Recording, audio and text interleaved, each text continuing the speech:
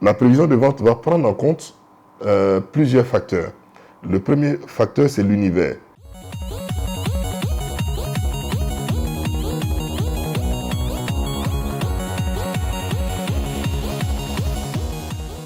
Je me nomme Bouraïma Maïga.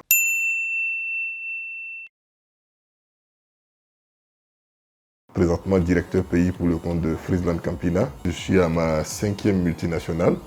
Donc je suis en charge du cluster Sahel. Le cluster Sahel, c'est le Burkina, le Mali et le Niger. Je capitalise aujourd'hui autour de 20 ans d'expérience dans la distribution. Ça fait maintenant 21 ans avec 2023 qui me permettent aujourd'hui de pouvoir aborder un sujet assez intéressant. La prévision des ventes en corrélation avec tout ce qu'il y a comme distribution et vente. Donc il faut comprendre que ce n'est pas la stratégie d'un groupe dans lequel je suis ou j'ai été qui va être donc dévoilée ici. C'est plutôt de façon transversale tout ce qu'il y a eu comme learning, comme apprentissage avec ce parcours professionnel que j'ai eu pour pouvoir permettre à nos téléspectateurs, à nos internautes de mieux comprendre cette notion-là et s'appuyer sur ça également pour pouvoir éviter un certain nombre d'écueils, un certain nombre de difficultés. La prévision de vente, en anglais, on appelle ça le forecasting. Le forecasting, c'est prévoir ce qu'on doit faire. Donc, cette prévision, il y a certains indicateurs sur lesquels il faut se baser pour pouvoir donc faire cette prévision. Je prends juste un exemple. Lorsqu'on est dans la grande distribution, tout de suite, il y a deux volets. Il y a le volet trade, donc le volet circuit de distribution, et il y a le volet consommateur.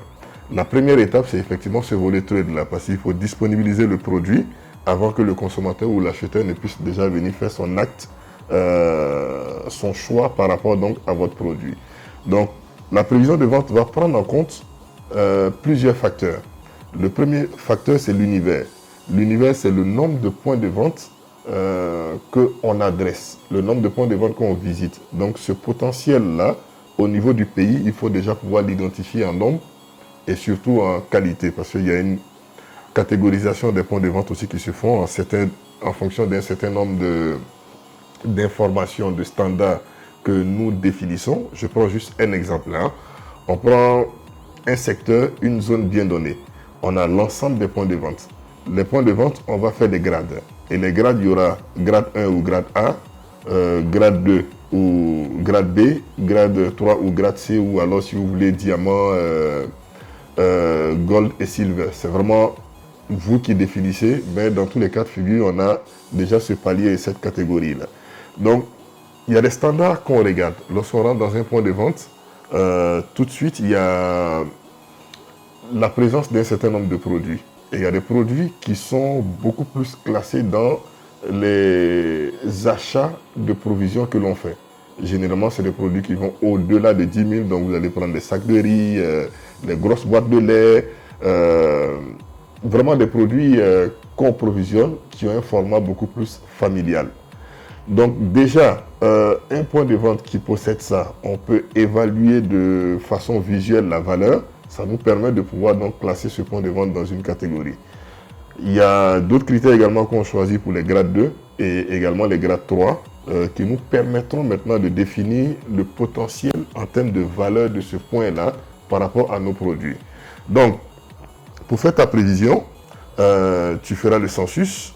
Le census, c'est-à-dire il faut relever l'ensemble des points de vente, potentiels points de vente où on peut vendre, faire la catégorisation donc, de ces points de vente-là. Et en fonction de la catégorie de ces points de vente, on définit une certaine valeur que chaque point de vente peut prendre. Donc ça va nous donner tout de suite, lorsqu'on le met dans un outil matriciel que vous pouvez définir à travers même Excel, ça va vous donner tout de suite le potentiel donc, de l'univers que vous devez visiter par rapport donc, à votre action commerciale que vous devez faire. Et ce potentiel-là vous donne l'objectif réel à 100%.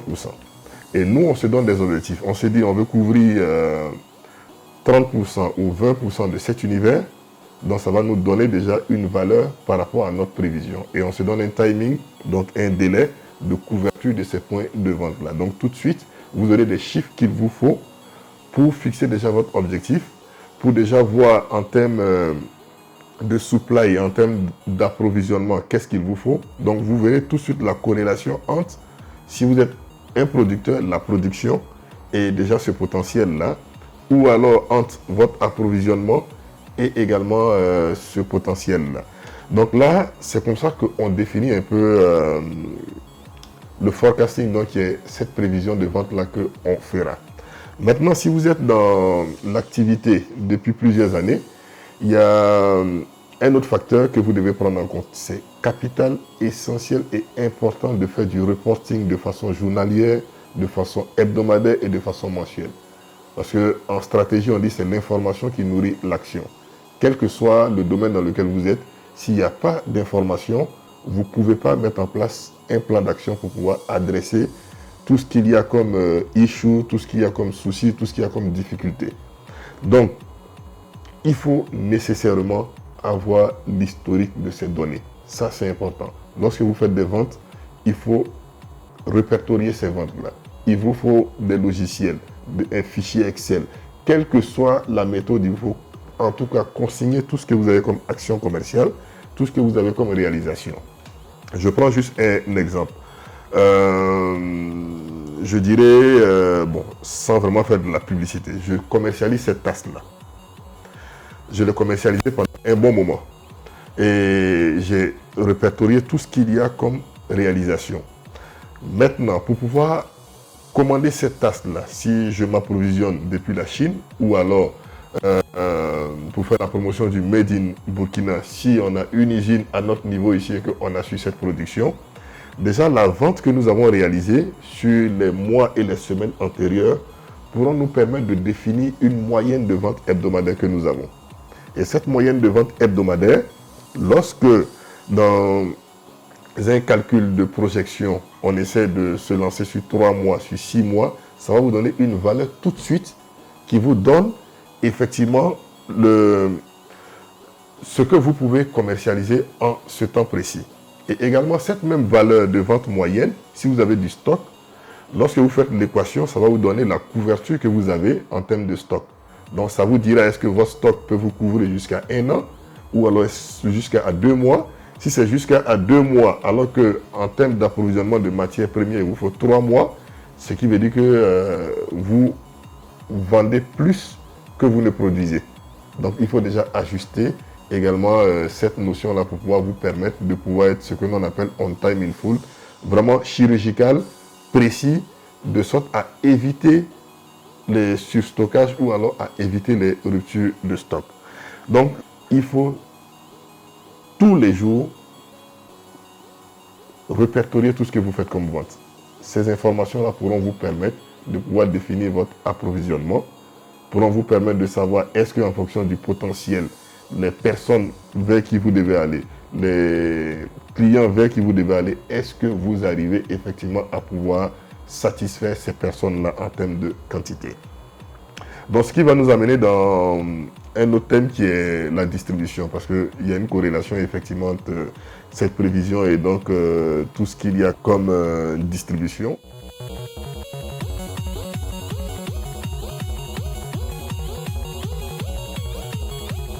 Pour faire la distribution, il vous faut des ressources. Et ces ressources aussi, il y a des études qu'on fait qui nous permettent de comprendre déjà combien de personnes dont on a besoin pour pouvoir donc couvrir une zone. On essaie de voir le temps de route que nous avons entre le magasin et les points de vente. Ça nous permet de pouvoir déjà établir un certain timing que notre vendeur peut prendre pour pouvoir toucher l'ensemble des points de vente qu'on s'est fixé. Si on a fixé 20 points de vente par jour, on essaie de voir. Et ça, ce travail-là, pilote, permettra de pouvoir définir effectivement ce temps de route et le temps qu'il peut passer dans un point de vente. Il faut déjà cet exercice-là, ce pilote-là pour pouvoir vous permettre de définir le nombre de vendeurs dont vous avez besoin pour pouvoir donc toucher votre univers en fonction de l'objectif que vous êtes fixé. Parce que vous pouvez avoir 1000 points de vente et vous êtes fixé un objectif de couverture peut-être de 500 points de vente. L'autre volet, c'est la distribution. C'est vrai qu'on a pu faire notre forecasting, donc notre prévision.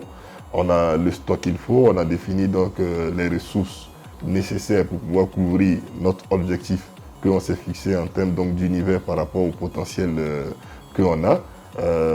Maintenant, la distribution, il faut y aller.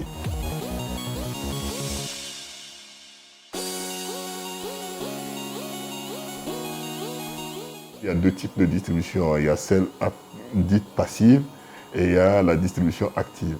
La distribution passive, c'est beaucoup plus, disons, la vente au comptoir. Ne pas vraiment être agressif, ne pas aller vers les points de vente, ne pas aller proposer, mais plutôt compter sur la notoriété de son produit, l'utilité de son produit ou de son service et attendre à ce que le client vienne vers vous donc, pour pouvoir faire cet achat. Mais si vous proposez des produits, il faut que le service aussi puisse y aller avec. Donc ça fera un avantage compétitif et concurrentiel pour vous que de sortir de cette passivité de la distribution vers cette distribution active-là. Donc la distribution active, c'est outiller vos ressources, outiller vos commerciaux, outiller vos vendeurs, leur donner les standards que vous êtes définis. Donc une fois que ça a été communiqué, enseigné, répété à nos commerciaux, à nos vendeurs, ils vont se l'approprier. Et là maintenant, tout ce qu'il y a comme culture d'entreprise par rapport à vos qualités, à vos standards, ils pourront effectivement être les ambassadeurs auprès donc de vos clients. Donc il faut que ces personnes-là puissent comprendre au mieux ce que vous faites, puissent connaître vos produits, puissent déjà voir tout ce qu'il y a comme avantage concurrentiel, proposition exclusive de vente qui pourra vous différencier de la concurrence et aller porter ce message-là vers les clients. Donc c'est que comme ça que on arrive effectivement à pouvoir donc se démarquer des autres et être compétitif donc sur le marché. Donc voilà un peu ces différentes notions. C'est vrai que c'est notre quotidien, on est un peu dedans. Donc j'espère vraiment avoir été juste dans mes propos de sorte à ce que tout le monde puisse effectivement comprendre.